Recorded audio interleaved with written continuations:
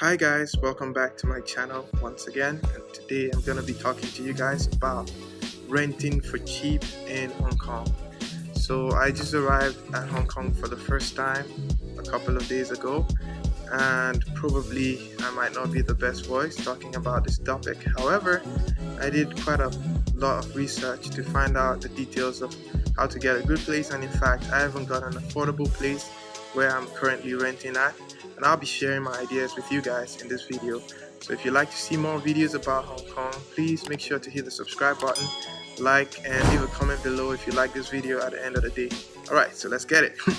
So the first thing you can use to find a good house in Hong Kong is going to Facebook. Now you can just search Hong Kong apartments, Hong Kong units, or Hong Kong rentals, and you see a lot of pages that will be suggested to you. Now bear in mind that there are some pages that are scams, yeah, so they're gonna be there to steal money from you, and I'm saying this out of experience because the first page I went to look for rent, I spoke to the agent and they asked me to pay a down payment through Airbnb.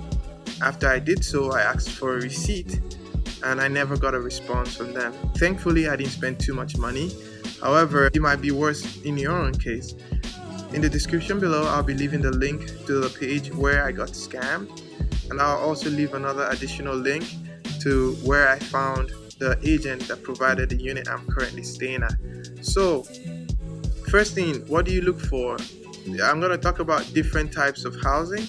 So if you're looking for a studio or a unit for an individual, I think you should be targeting a budget of about $8,500 Hong Kong dollars, which is about $1,000 plus.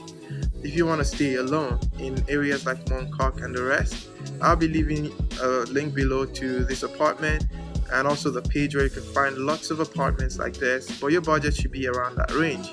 If you need it for more than one person, for a family or for a couple, they are the bigger units, and I'll break down the pricing in the description. However, the place I stay in is around the 4,000 Hong Kong dollar rate, and the reason why is because number one, I'm an intern for now, and even if I started working here in Hong Kong, just to be safe and save money, I think it would be best for me to live in a very cheap place, yeah. So that's why I got my place. It's not terrible at all. It's a great place. It has air conditioning. It has a great amenities like the kitchen. We have a cleaner that cleans the house every week. We also have washing machine and all that. In the kitchen area, we have a water boiler.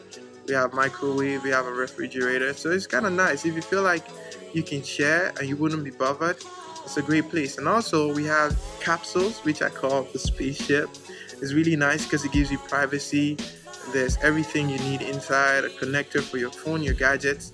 Also there's a TV that is portable at the top of your capsule, so you can bend it over and watch TV if you want to.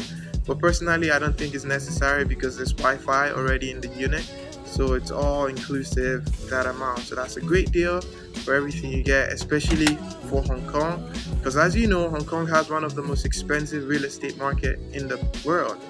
Reason I say this is because it's a small island, right, with over 7 million people. I think 7.5 or 7.8 million at the moment. So there's a lot of people in Hong Kong, a small piece of land, so the houses are built up to provide housing for everybody. So the demand is high, which means the rent will be high as well.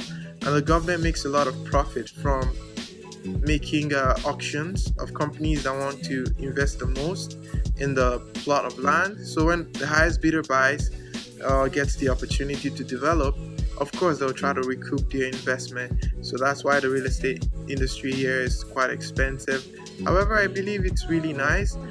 Speaking from my own perspective, you can get a good house for about 4,000 Hong Kong dollars. If you're looking for anything less than that, I think anything less than 3,000, I think 3,500 to 4,000 is good, but anything less than 3,000 wouldn't be really nice, like 2,000 range and so on, which is about $250 or that thereabout, wouldn't be good at all for you. So if you're single, if you're an intern, if you're a fresh employee, If you're looking to have an adventure, which is great because you get to share with people.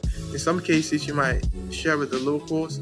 You might be in the same house with a guy or with ladies. It depends. Here, no discrimination because everybody's looking for space. So you can get to know people better, speak with the locals, ask for directions around, for places to buy the cheapest stuff. Like personally, I was able to know a lot about Hong Kong by chatting with my roommates, where to buy cheap stuff, cheap sweatshirts, because I didn't know it was this cold. But when I came in here, very cold. An additional tip for you guys is some people might be looking to either get a car here while they're in Hong Kong or import your own car. I would personally not suggest that, especially if you don't have lots of money. The first reason will be there's good transportation in Hong Kong. The trains are awesome. The trams are very cheap. Tomorrow I'll be traveling to Causeway Bay from Wan Chai. That's a little bit not too far from my house, but it's a far distance. And I'll be paying 12.5 Hong Kong dollars, which should be around a couple of cents in US dollar value.